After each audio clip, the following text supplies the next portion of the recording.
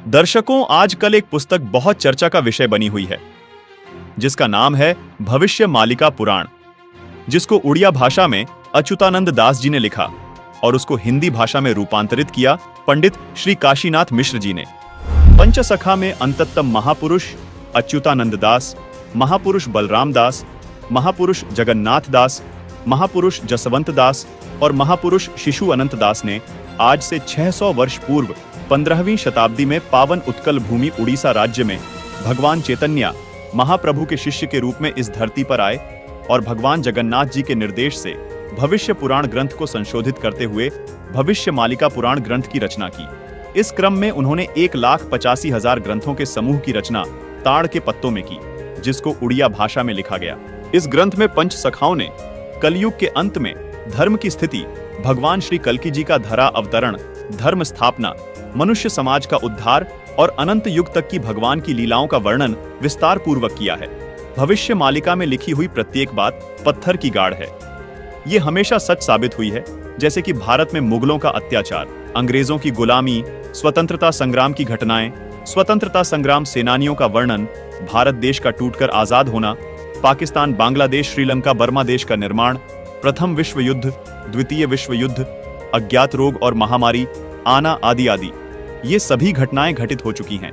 भविष्य मालिका पुराण के प्रस्तावना पृष्ठ पर लिखा है कि कलयुग का अंत हो चुका है। शास्त्रीय धारा एवं मनुस्मृति के आधार पर 4 युग का ही समय देखने को मिलता है। उन युगों के नाम हैं: पहला सतयुग, दूसरा त्रेता युग, तीसरा द्वापर युग और चौथा कलयुग। इन 4 युगों के बाद एक गुप्त युग भी आता है, जिसको अनंत युग या आद्य सतयुग कहते हैं।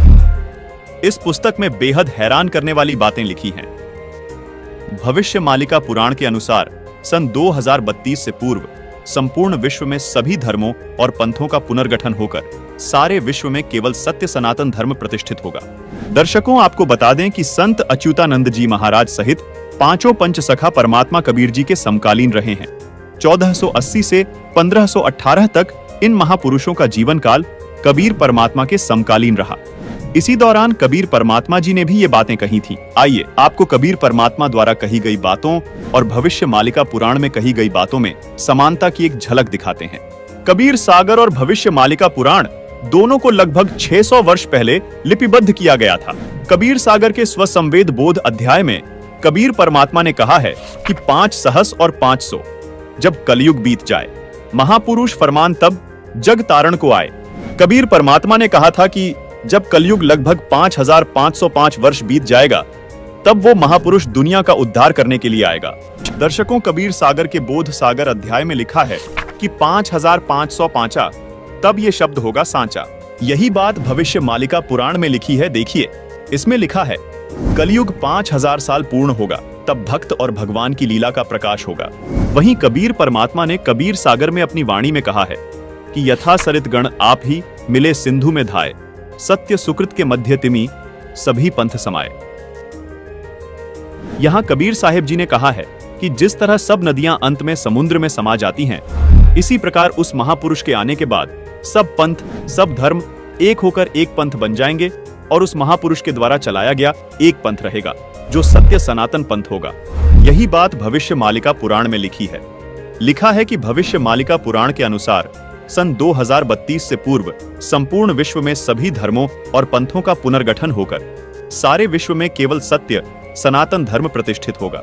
दर्शकों, अब जानना यह है कि आखिर वो महापुरुष कौन है जिसके बारे में कबीर सागर में लिखा है। जो जग तारण को आएगा वो अवतार कौन है जिसके बारे में भविष्य मालिका पुराण में लिखा है कि 2032 से पहले पहले वो महापुरुष सभी धर्मों का पुनर्गठन करके सारे विश्व में सत्य सनातन धर्म को प्रतिष्ठित कर देगा। दर्शकों, अब आपको कबीर सागर के वो गूढ़ रहस्य दिखाने जा रहे हैं जिन्हें जानकर आप दंग रह जाएंगे। कबीर सागर में लिखी हर बात इसलिए भी बहुत विशेष महत्व रखती है क्योंकि इसमें लिखी प्रत्येक वाणी खुद कबीर परमात्मा द्वारा लिपिबद्ध करवाई गई है। दर्शकों, भविष्य मालिका पुराण में जिस महापुरुष द्वारा सभी धर्मों को एक करके आदि सनातन धर्म को पुनः प्रतिष्ठित होने की बात कही गई है, वो महापुरुष कौन है, उसके आने के समय की जानकारी भी कबीर सागर में लिखी है। दर्शकों, जैसा कि आपने भविष्य मालिका पुराण में देखा कि कलयुग के 5000 वर्ष बीत जाने के बाद भगवान और भक्त की लीला का प्रकाश होगा। जिस महापुरुष का जिक्र भविष्य मालिका पुराण में है, उस महापुरुष का कबीर सागर में स्पष्ट वर्णन देखने को मिलता है तथा उस महापुरुष की पहचान भी बताई है। आइए अब आपको कबीर सागर में दिखाते हैं। दर्शकों, कबीर सागर में बोध सागर के स्वसंवेद बोध पृष्ठ 121 पर लिखा है, चौथा युग जब कलयुग आई, तब हम अपनो अंश पठाई। काल फंद छूटे नर लोई, सकल सृष्टि प्रवाणिक हुई। घर घर देखो बोध विचारा, सतनाम सब ठोर उचारा। 5505 तब ये वचन होगा सांचा। कलयुग बीत जाए जब एता, सब जीव परम पुरुष पद चेता। जिसका भावार्थ ये है कि जब चौथा युग यानी कलयुग आएगा, वह कलयुग 5505 वर्ष बीत जाएगा, तब परमात्मा अपने ज्ञान का प्रकाश करने के लिए इस धरा पर आएंगे। वह सब जीव उनके अद्भुत ज्ञान को सुनकर पूर्ण परमात्मा की भक्ति करेंगे, यानी सतनाम का जाप करेंगे। अब दर्शकों, सवाल यह है कि वो महापुरुष जिसका जिक्र कबीर सागर और भविष्य मालिका पुराण कर रही है, वो महापुरुष कहां आएगा और कैसे आएगा? आइए ये भी जानते हैं कि उसकी पहचान कैसे होगी। देखिए, कबीर सागर में कबीर वाणी के बोध सागर के पृष्ठ 137 पर लिखा है कि 12वें पंथ प्रकट हुए वाणी, शब्द हमारे की निर्णय थानी। अस्थिर घर का मर्म न पावे, ये 12 पंथ हम ही को ध्यावे।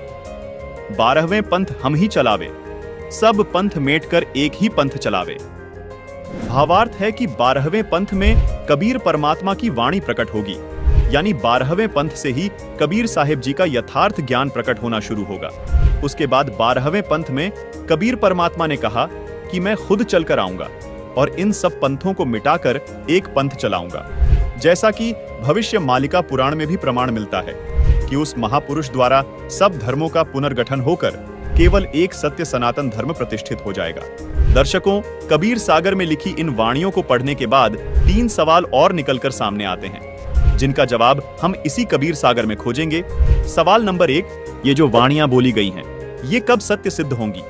सवाल नंबर 2, वो 12वां पंथ कौन सा है जिसमें चलकर खुद कबीर साहिब जी महापुरुष के रूप में आएंगे? सवाल नंबर 3, वो महापुरुष कौन है? पहला सवाल था, ये वाणियां कब सत्य सिद्ध होंगी? इसका जवाब कबीर सागर में कबीर वाणी के बोध सागर के पृष्ठ 137 पर लिखा है। देखिए, 5505 तब ये शब्द होगा सांचा। मतलब कलयुग के 5505 वर्ष बीत जाने के बाद ये वचन सत्य सिद्ध होंगे। आइए अब देखते हैं कलयुग के 5505 वर्ष कब पूरे होते हैं। कलयुग 4,32,000 वर्ष का होता है। तो अब हमें देखना यह है कि आज कलयुग कितना बीत चुका है और कलयुग के 5505 वर्ष कब पूरे होते हैं, क्योंकि कबीर साहिब जी ने भी कलयुग 5505 वर्ष बीतने को विशेष बताया है। दर्शकों, कबीर सागर में बोध सागर के स्वसंवेद बोध पृष्ठ 121 पर लिखा है, चौथा युग जब कलयुग आई, तब हम अपनो अंश पठाई। काल फंद छूटे नर लोई, सकल सृष्टि प्रवाणिक हुई। घर घर देखो बोध विचारा, सतनाम सब ठोर उचारा। 5505 तब ये वचन होगा सांचा। कलयुग बीत जाए जब एता, सब जीव परम पुरुष पद चेता। अब आपको 2 पवित्र पुस्तकों से प्रमाणित करते हैं कि कलयुग के 5505 वर्ष कब पूरे हुए। दर्शकों, आपको यहां हम याद दिलाना चाहेंगे कि इन दोनों पुस्तकों को आदरणीय शंकराचार्य जी व पूरा हिंदू समाज प्रमाणित मानता है। पहली पुस्तक का नाम है ज्योतिर्मय ज्योतिर्मठ, जिसके संपादक, लेखक एवं संकलन करता है विष्णुदत्त शर्मा, और दूसरी पुस्तक का नाम है हिमालय तीर्थ, जिसके प्रकाशक है रणजू चक्रवर्ती। आदि शंकराचार्य की जीवनी पुस्तक में लिखा है कि आदि शंकराचार्य जी का जन्म ईशा जी से 508 वर्ष पहले हुआ था। फिर पुस्तक हिमालय तीर्थ में भविष्यवाणी की है, जो आदि शंकराचार्य जी के जन्म से पहले की है। कहा है कि आदि शंकराचार्य जी का जन्म कलयुग के 3000 वर्ष बीत जाने के बाद होगा। अब गणित की रीति से जांच करके देखते हैं कि वर्तमान में यानी सन 2024 में कलयुग कितना बीत चुका है। आदि शंकराचार्य जी का जन्म ईशा जी से 508 वर्ष पहले हुआ था। आदि शंकराचार्य की जीवनी पुस्तक के अनुसार शंकराचार्य जी का जन्म हुआ कलयुग 3000 वर्ष बीत जाने पर, मतलब वर्ष 2024 में कलयुग बीत चुका है 3000 जमा 2532 वर्ष, यानी गणित के हिसाब से आज कलयुग 5532 वर्ष बीत चुका है। दर्शकों, अब देखना यह है कि आज 2024 में से कितने वर्ष कम करने पर कलयुग के 5505 वर्ष पूरे होते हैं। मतलब 27 साल पहले कलयुग के 5505 वर्ष पूरे हो चुके थे और साल था 1997। जी हाँ, बिल्कुल, वर्ष 1997 में कलयुग 5505 वर्ष बीत चुका था। हमारा दूसरा सवाल यह था कि कबीर साहिब जी का 12वां पंथ कौन सा है जिसमें कबीर साहिब जी खुद चलकर आएंगे। इसका जवाब भी हमें कबीर सागर में बोध सागर के कबीर चरित्र बोध के पृष्ठ नंबर 1870 पर मिलता है। इस पृष्ठ पर आप देख रहे हैं कि कबीर साहिब जी के 12 पंथों का विवरण है, जिसमें 12वां पंथ गरीबदास जी का पंथ बताया गया है। यानी कबीर साहिब जी द्वारा गरीबदास जी वाले 12वें पंथ में आने की बात कबीर सागर में कही गई है। अब आप सोच रहे होंगे कि ये गरीबदास जी कौन है और इनका जन्म कब हुआ। इसका जवाब भी हमें कबीर सागर में कबीर वाणी के बोध सागर के पेज 136 पर मिलता है। लिखा है कि संवत 1775 हुई। यहाँ 75 गलत प्रिंट हुआ है, ये 74 है, सही वाणी है। संवत 1774 हुई, ता दिन प्रेम प्रकटे जग सोई। यानी जिसके माध्यम से कबीर परमात्मा की वाणी प्रकट होगी उसका जन्म संवत 1774 में होगा। आपको बता दें कि गरीबदास जी का जन्म संवत 1774 में हुआ था। उनके माध्यम से कबीर साहिब जी ने अपना संपूर्ण ज्ञान प्रकट किया। दर्शकों, आप जान चुके हैं कि 12वां पंथ गरीबदास जी महाराज का पंथ है। यहाँ कबीर साहिब जी ने यह भी स्पष्ट किया है कि 12वें पंथ वाले भी मेरी वाणियों को पढ़ेंगे लेकिन समझ नहीं पाएंगे, इस कारण पार नहीं हो पाएंगे, यानी मोक्ष प्राप्त नहीं कर पाएंगे। इसलिए इन 12 पंथों को खत्म करके पूर्ण परमात्मा खुद पूर्ण संत के रूप में 13वां पंथ चलाएंगे, जिससे बिचली पीढ़ी में आने वाली हंस आत्माएं मोक्ष प्राप्त करेंगी। इस बिचली पीढ़ी को ही भविष्य मालिका पुराण में आद्य सतयुग कहा है। कबीर सागर में कबीर वाणी के बोध सागर के पृष्ठ 137 पर लिखा है कि प्रथम चरण कलयुग निर्याना, तब मगहर मांडो मैदाना। यहाँ कबीर परमात्मा ने कहा है कि जब मैं मगहर से सहशरीर सतलोक जाऊंगा, वो कलयुग का प्रथम चरण चल रहा होगा। आइए अब इस वाणी में देखिए। कबीर सागर में कबीर वाणी के बोध सागर के पृष्ठ 137 पर लिखा है कि धर्मदास मेरी लाख दुहाई, मूल शब्द बाहर न जाई। पवित्र ज्ञान तुम जग में भाको, मूल ज्ञान गोई तुम राखो। मूल ज्ञान जो बाहर पढ़ी, बिचली पीढ़ी वंश हंस नहीं तरही। यहाँ बिचली पीढ़ी मतलब कलयुग का दूसरा चरण अथवा बीच वाला चरण है। दर्शकों, यहाँ स्पष्ट करना चाहेंगे कि जिस समय को भविष्य मालिका पुराण में आधे सतयुग कहा है, उसको कबीर परमात्मा जी ने कबीर सागर में बिचली पीढ़ी यानी कलयुग का दूसरा चरण कहा है और धर्मदास जी को चेताते हुए कहा कि हे धर्मदास, यदि ये मूल ज्ञान अथवा मूल मंत्र अगर नकली संतों के हाथ लग गए तो दूसरे चरण वाली यानी बिचली पीढ़ी में आने वाली आत्माएं मोक्ष प्राप्त नहीं कर पाएंगी। मतलब जो आधे सतयुग में जन्म लेगा उसका पूर्ण लाभ वो आत्माएं नहीं उठा पाएंगी। भविष्य मालिका पुराण में लिखी इस बात को भी विस्तार से समझाते हैं कि वो महापुरुष कौन है